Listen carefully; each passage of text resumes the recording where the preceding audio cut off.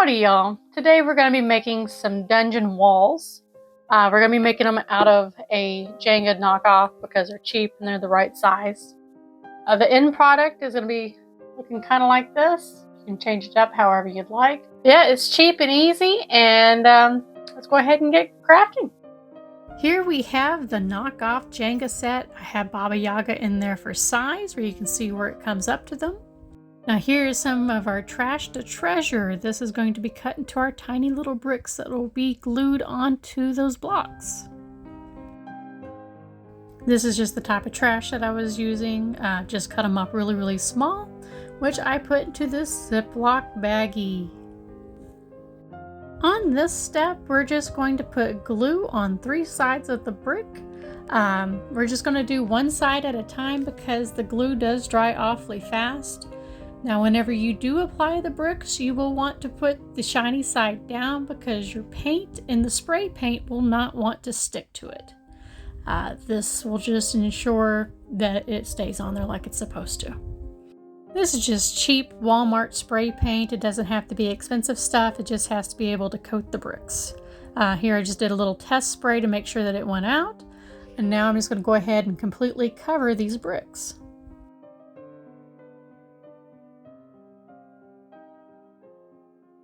This is just to show you that it is completely covered in the black spray paint.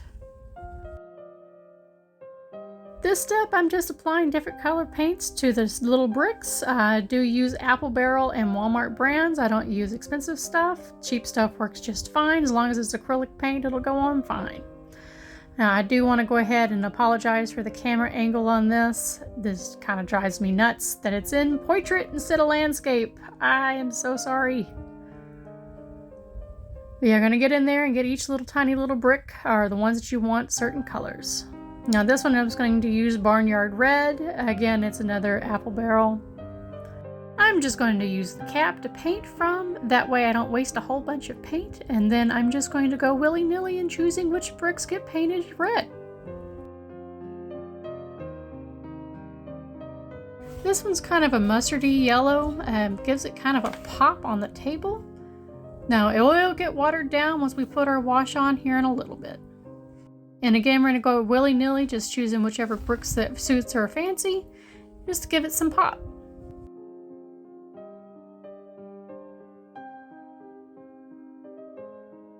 At this point, I do like to go ahead and do a dry brushing over it, just to kind of dull the colors just a bit, because some of them are awfully bright.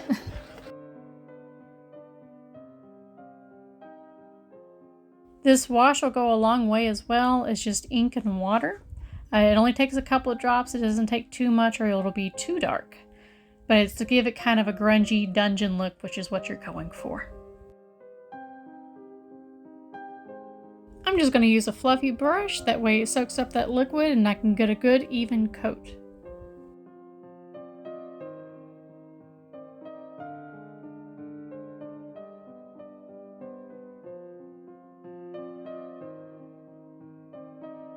Here's the finished product. You can put some Mod Podge or PVA glue on the outside to kind of protect it. Just make sure that it's the matte finish. That way it's not too glossy. I really like how this turned out. I can't wait to use it in our gaming table.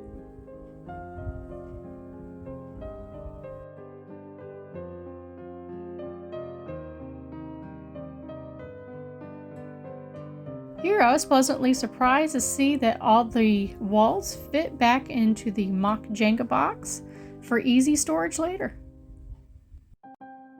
Well, there you have it. Easy dungeon walls. Doesn't cost hardly anything. Super easy to make. If you like the video, please subscribe. Helps out the channel a whole bunch, and hope to see you soon. Bye.